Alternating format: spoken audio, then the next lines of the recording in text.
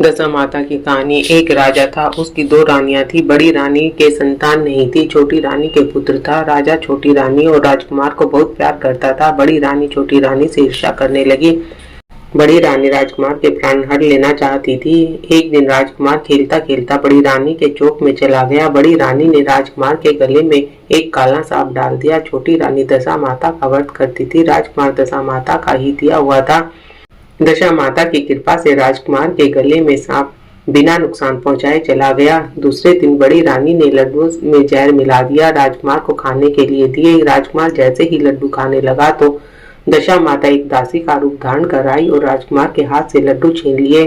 बड़ी रानी का यह वार भी खाली गया। रानी को बड़ी चिंता हुई कि किसी भी तरह से राजकुमार को मारना है। तीसरे दिन जब राजकुमार फिर बड़ी रानी के आंगन में खेलने गया तो रानी ने उसे पकड़कर गहरे कुएं में धकेल दिया। क्योंकि कुआं बड़ी रानी के आंगन में बना हुआ था, इसीलिए किसी को भी पता नहीं चला कि राजकुमार कहाँ गया। लेकिन जैसे ही बड़ी रानी ने राजकुमार को कुएं में धकेला तो दशा माता ने उसे बीच में ही रोक लिया।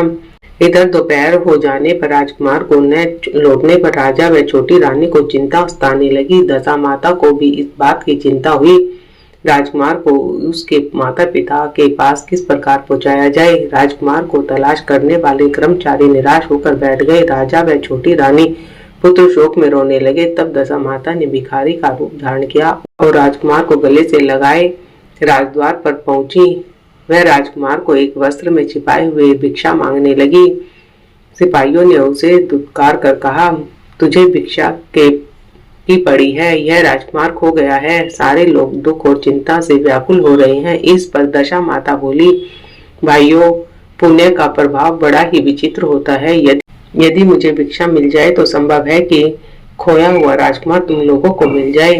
यह कहकर वह देहरी पर पैर रखने लगी। सिपाहियों ने उन्हें आगे बढ़ने से रोका। उसी समय दशा माता ने बालक का पैर वस्त्र से बाहर कर दिया। सिपाहियों ने समझा कि कुंवर उसके हाथों में है, इसीलिए उसे अंदर जाने दे। दशा माता कुंवर को लिए हुए भीतर चली गई। उसने राजकुमार को चौक में छोड़ दिया और वापस चली गई। परंतु रानी ने दशा माता रूपी भिखारिन को देख लिया था। उसने कहा कि खड़ी रहो, और कौन हो तुम? तुमने 3 दिन मेरे बेटे को छिपा कर रखा था, तुमने ऐसा क्यों किया? तुम्हें मेरे इस प्रश्न का उत्तर देना होगा। दशा माता उसी समय ठहर गई। उन्होंने बताया कि मैं तुम्हारे पुत्र की चोरी करने वाली नहीं हूँ, मैं तो तुम्हारे आराध्य देवी दशा माता हूँ। मैं तुम्हें सचेत करने आई हूँ कि बड़ी रानी तुमसे ईर्ष्या रखती है। वह तुम्हारे पुत्र के प्राण हर लेना चाहती है। एक बार उसने तुम्हारे पुत्र के गले में काला सांप डाला था, जिसे मैंने भगाया। दूसरे बार उसने इसे विष के लड्डू खाने को दिए थे, जिन्हें मैंने उसके हाथों से छीन लिया।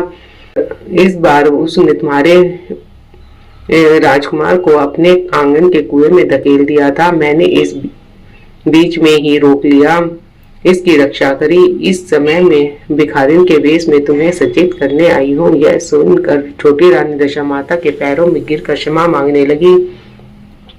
छोटी रानी विनती भाव से बोली, जैसे कृपा आपने मुझ पर दर्शन देकर की, मैं चाहती हूँ कि आप सदैव इस महल में निवास करें। मुझसे जो सेवा होगी, पूजा होगी, मैं आपकी करूंगी।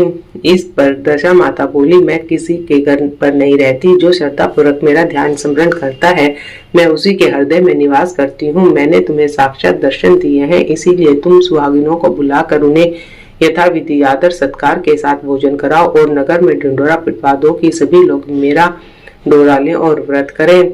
इतना कहकर दशा माता अंतर ध्यान हो गई। रानी ने अपने राज्य की सौभाग्यवती स्त्रियों को निमंत्रण देकर बुलाया और उपटन से लेकर शिरोभूषण श्रृंगार कर उनकी यथाविधि सेवा कर भोजन करवाया और दक्षिणा में गहने आदि देकर विदा किया। रानी ने अपने राज्य में ढिंढोरा पिटवा दिया कि अब से सब लोग दशा माता का डोरा लिया करें।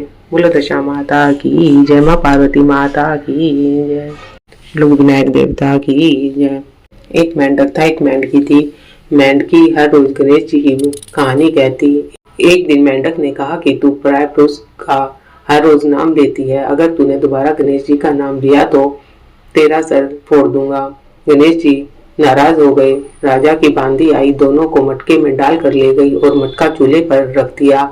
जब उस मटके का पानी गर्म होने लगा तो मेंढक ने कहा, मेंढकी बहुत कष्ट आया है, तेरे गणेश जी को याद कर नहीं तो दोनों मर जाएंगे। मेंढकी ने 7 बार गणेश जी का नाम लिया। 2 सांड लड़ते हुए आए, मटकी को सिंग से फोड़ डाला, मटकी फूट गई। मेंढक मेंढकी सरोवर में चले गए। हे गणेश जी महाराज, जैसे मेंढक मेंढकी का कष्ट दूर करा, वैसा हमारा भी करना, हमारे भी कष्ट काटना। लोग विनायक देवता की जय।